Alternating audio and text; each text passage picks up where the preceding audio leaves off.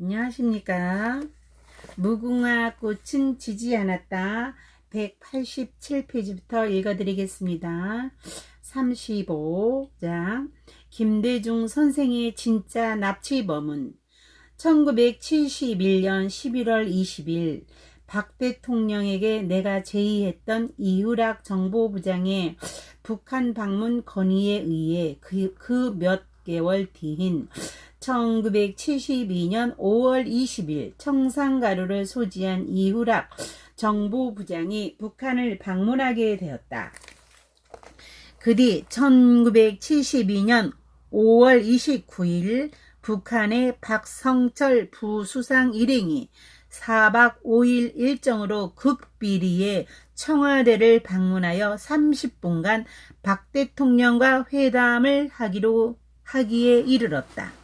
그리고 난 뒤 2개월 뒤인 1972년 7월 4일 오전 10시 서울과 평양에서 7.4 7월 4일 남북 공동 성명이 발표되었다. 그리고 그 뒤를 이어 1972년 10월 17일 유신특별선언이 공표되고 11월 17일 국민투표에서 91.5%의 찬성으로 통과되었다. 그리고 1972년 11월 30일 남북조절위원회가 탄생하고 1972년 12월 23일 유신헌법에 의한 박 대통령이 제8대 대통령으로 취임했으며 1973년 7월에 제7차 본회담까지 순수 이상가족 찾기까지 진전되어 되어가는 남북회담이 1973년 8월 8일 갑작스런 김대중 선생 납치 사건으로 완전히 뒤집히게 되었다. 김대중 선생 납치가 있은 20일 뒤인 1973년 8월 28일 남북조절위의 북측의 공동위원장인 김영주는 김대중 선생 사건을 들어 중앙정보부가 납치 주모자다라는 발언이 나오기까지 했다.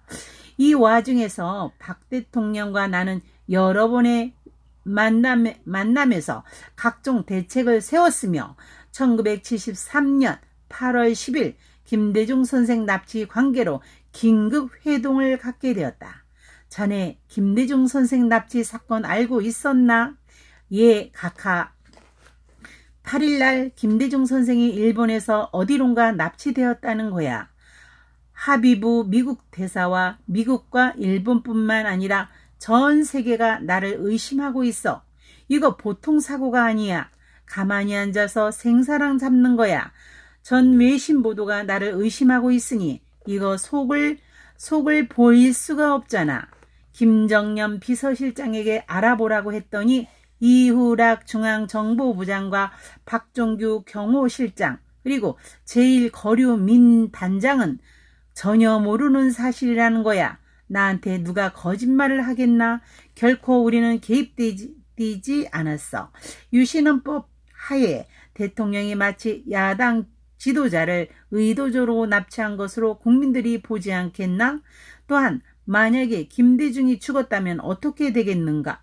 지난번 자네는 김대중 후보는 74세가 넘어서 꼭 대통령이 될 것이라고 했는데 생명에는 별 이상이 없을런지 그리고 어떤 놈들의 짓인지 짐작가는 데가 없는가? 여권에서는 김대중의 자작극이라는 거야. 각하, 김대중 선생은 죽지 않습니다. 다만 납치되었을 뿐입니다. 또한 김대중 선생의 자작극도 아닙니다. 아마 그 공작의 배후에는 이후락 부장이 미국과 협력을 했을 수도 있을 것입니다. 각하가 삼선개헌과 유신을 하고 난 이후부터는 장관들과 정보부장이 각하보다는 미국 대사와 CIA의 눈치를 더 많이 보는 듯한 인상을 받았습니다. 각하, 이후락 부장이 김대중 선생이 묵고 있는 일본 호텔을 지키고 있었는데 어떻게 다른 사람들이 납치를 할 수 있겠습니까? 그러나 분명한 것은 납치범들은 유신체제를 극렬히 반대하는 국민의 여론을 이용하여 각하를 제거하기 위해 각하를 유신 장기 집권을 위해 야당 총재를 납치한 악랄한 독재자로 만든 뒤 각하를 암살시키려고 하는 미국의 공작일 가능성이 가장 큽니다. 그 증거로 김대중 선생이 실린 배 위에 5분도 안 되어서 미국의 정찰기가 뒤따랐다는 것입니다. 그러므로 그들은 대통령을 놀라게 한 뒤 김대중 선생을 돌려보냄으로써 정부를 공경에 빠뜨리고 야당의 입자를 강화시켜준 뒤 각하를 제거하려는 미국의 작전이 확실합니다. 여권에서 김대중 선생의 자작극이라고 하는 것도 억측입니다. 김영삼 총재와 김대중 선생은 이제 40을 넘긴 사람들로 순수성을 간직한 사람들입니다. 그분들은 관상은 소인배의 행동으로 대권을 노릴 사람들이 아닙니다.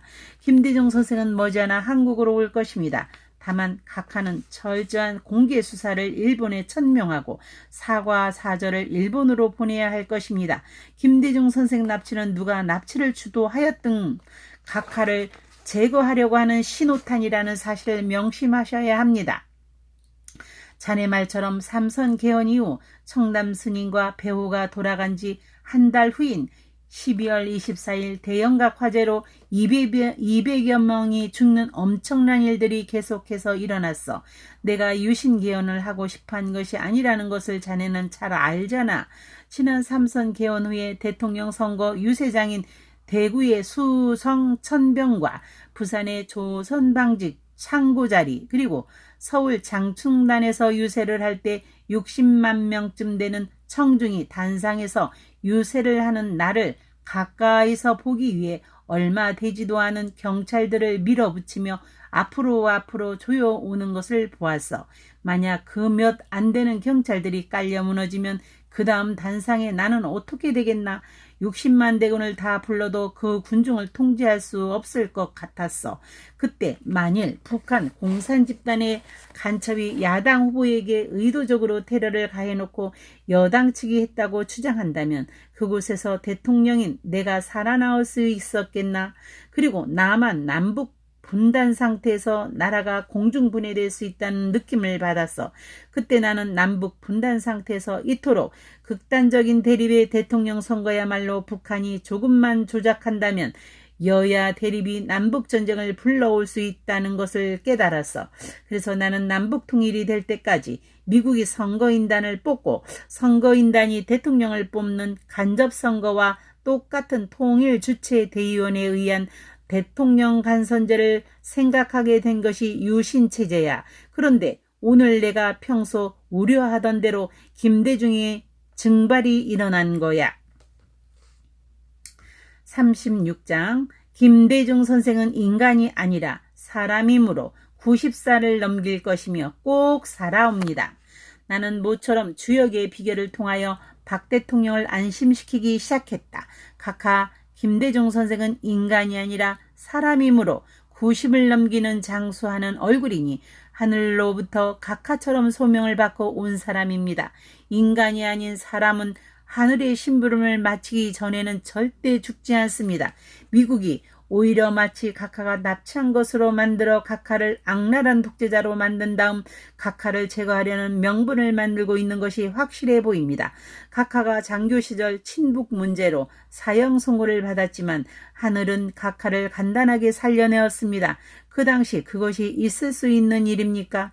이 지구상에 50억 이상의 인구가 있지만 99.9%의 인구는 부모의 뜻에 의해 태어납니다. 그러나 몇몇 사람은 부모의 몸을 받았지만 그 영혼은 하늘에서 내려준 특수한 소명으로 잉태되어 지구에 도착한 것입니다. 그런 아이를 가진 부모는 특수한 태몽 꿈을 꾸게 됩니다. 기독교에서는 하늘에서 천사가 내려와 세상의 지도자로 변신한다고 하기도 하며 불교의 우주관에는 10개가 있는데 그 10개 중에서 아래 6세계 중 즉 제1의 지옥계 지렁이, 제2의 아귀계 곤충, 제3의 축생계 짐승, 제4의 수라계, 제5의 인계, 제6의 천상계 우주인이라는 6세계의 생명체는 그 업이 다할 때까지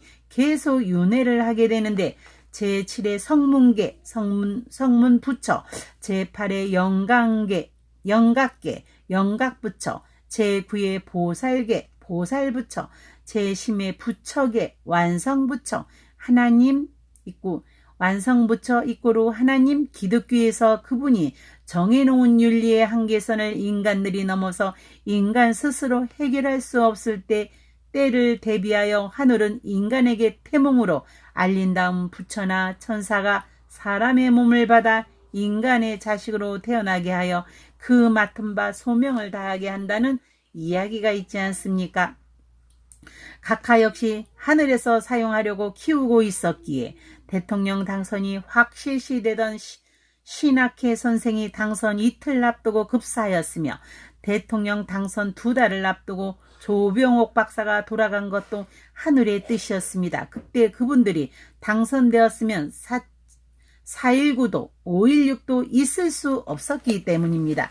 육체가 신, 영, 혼, 백, 귀라는 5가지를 만날 때 동물은 5가지 중에 100을 가지게 되고 인간은 혼과 백을 가지게 되며 사람은 영과 혼을 가지게 되는 것입니다. 인간이 성장하면서 사람이 되어갈 때 기독교를 믿든 불교를 믿든 간에 진실로 그 믿음을 하늘이 인정할 때는 영을 받게 되는데 이것을 기독교에서는 성령을 받는다고 하고 불교에서는 깨달음을 얻었다 혹은 성불을 했다고 합니다. 혼백으로 되어 있는 인간이 혼과 영을 갖춘 영혼으로 된 사람이 되기란 참으로 어려운 것입니다. 인간을 태어나면 누구나 혼백이 있으니 누구나 인간이지만 인간이란 뜻은 짐승과 사람 사이의 뜻입니다. 그런데 지구상의 60억 인간 중에 사람은 1% 정도밖에 되지 않습니다. 그만큼 인간이 사람이 되기란 어렵습니다. 인간이 사람이 되려면 한문 뜻대로 사람은 4가지를 본다는 뜻인데 첫째 신에 대한 믿음이 있어야 하고 둘째 부모에 대한 효가 있어야 하고 셋째 부부에 대한 애가 있어야 하고 넷째 자식에 대한 교가 있어야 하며 이 4가지를 원만히 갖추어야 비로소 인간이 사람이 되는 것입니다.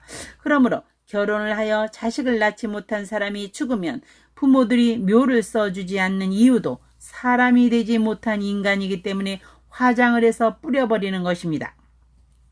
자식을 낳고 키워보지 않은 독신남이나 독신녀가 남의 자식을 따뜻하게 보는 눈이 있을 수도 없지만 설사 있다 하더라도 인간 수준이지 사람의 수준이 될 수 없다는 뜻입니다. 그러므로 독신 남자나 독신 여성은 세상의 지도자로 나설 수 없거니와 옛날에는 7거지약으로 다스리기까지 했습니다.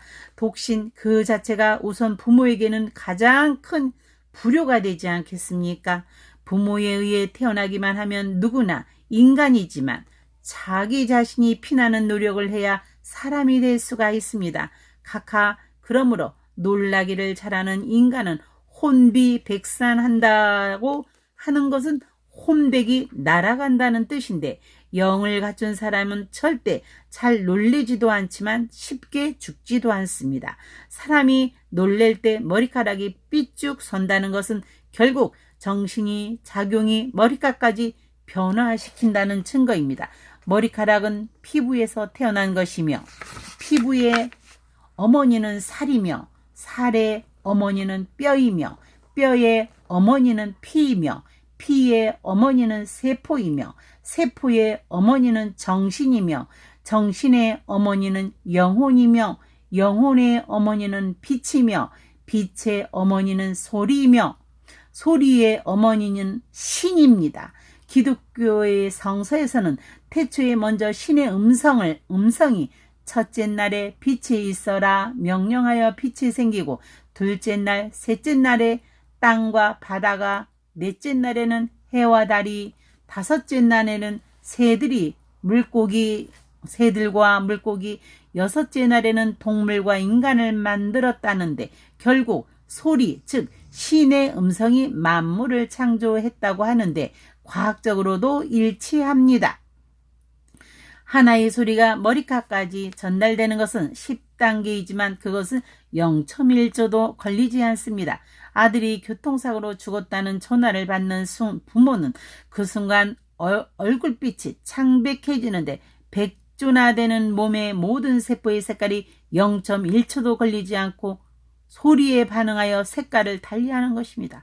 그러니 남에게 욕을 한 사람은 먼저 자신의 귀에 의해 자신의 세포 전체 DNA까지 그 욕설이 전달되기 때문에 자신의 얼굴빛이 순간적으로 나빠지게 되어 있습니다. 김대중 선생은 며칠 안으로 꼭 살아 돌아옵니다. 그러자 그 닷새 후인 8월 13일 김대중 선생이 동교동 집 근처에서 밤 10시 20분에 풀려나 무사히 귀가했다는 보도가 터져나왔습니다. 사건 발생 2개월이 다 될 무렵 1973년 10월 26일 김대중 선생의 기자회견 요청으로 자신의 행동이 국가에 누를 끼친 데 대해 미안하게 생각한다며 자신으로 인한 한일 양국의 유호가 중단되지 않기를 바라는 해명을 함으로써 납치 사건은 겉으로는 종결되었다. 그러나 박 대통령은 전혀 알지 못하는 납치 사건의 주모자처럼 세계 언론의 오해를 받아 회복할 수 없는 도덕성의 손실을 보았고 그로 인해 유신 정부를 비방하는 국내외의 여론이 날로 악화되어 갔다. 네, 감사합니다. 194페이지까지 읽어드렸습니다. 다음 시간에는 195페이지 김대중 선생 납치는 각하를 제거하기 위한 신호탄입니다. 감사합니다.